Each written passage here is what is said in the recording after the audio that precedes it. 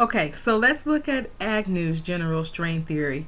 He is critiquing Merton's strain theory.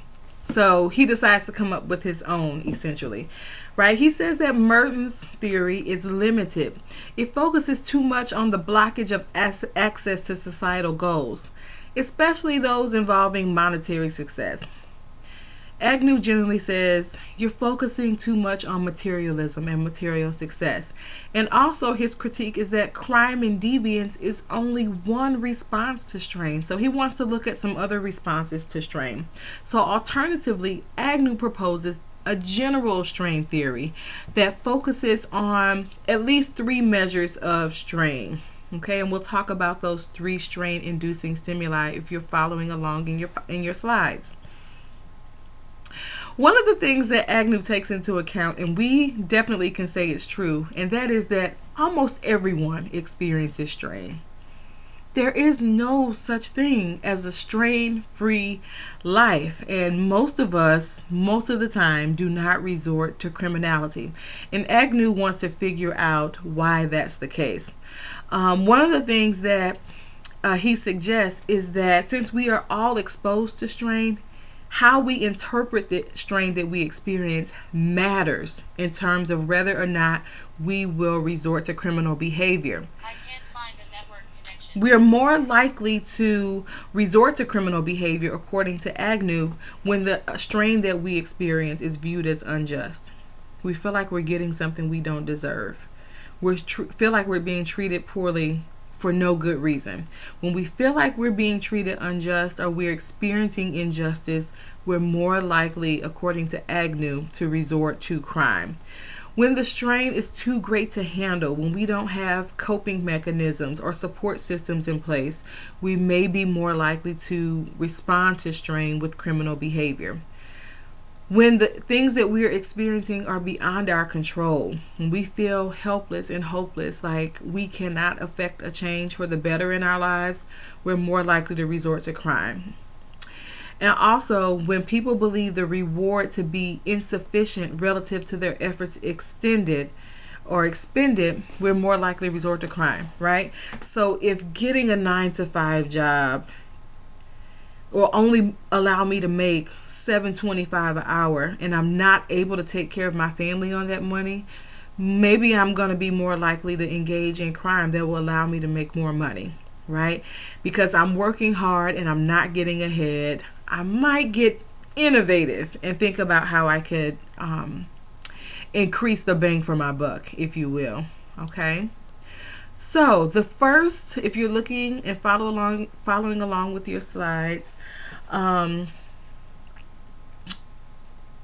does talk about the failure or anticipated failure to achieve one's goals, but a lot of times, as I mentioned, this can be linked to personal weaknesses or incapabilities on the part of the individual, apart from or in conjunction with the social structure. So sometimes our limitations combine with the way this society is organized to really block our access to success. So he considers kind of these compounding factors, if you will.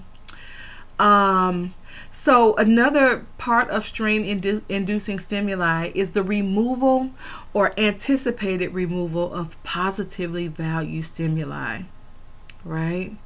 Here are some examples. The death of a lost one or of a loved one or a significant other, right? Someone that you positively value, a parent, a grandparent, a role model, a significant other, right? When that person goes, especially when they leave unexpectedly, whether it's by incarceration, whether it's by death, whether it's through divorce, whatever the case might be, the removal or anticipating the removal of positively valued stimuli is one way that strain can be induced. Another example, weak social bonds or poor school performance, poor relationships with parents. These are also examples of the removal of anticipated removal of positively valued stimuli. Secondly, the presence or anticipated presence of negatively valued stimuli. Victimization. You ever notice that sometimes people who have been victimized by crime actually can have a higher likelihood of engaging in crime themselves, right? It's because they've been presented with negatively valued stimuli, sexual abuse, physical abuse, emotional abuse, child abuse, battery. These are all examples of negatively valued stimuli. Now, think about this. Experiencing each type of strain increases the likelihood that delinquency or crime will manifest. Because again, there's kind of the domino effect or this compounding effect where things just start to stack up and the pressure or the strain becomes too much. So if you're experiencing one or more of these types of strain inducing stimuli, the chances that you will respond negatively are greatly increased. According to Agnew, anger is key, especially to delinquency, because it results when individuals blame others for their adversity. It increases when the perceived hurt or injury one experiences increases, right? So the more I'm victimized, the more I'm disappointed, the more I'm hurting.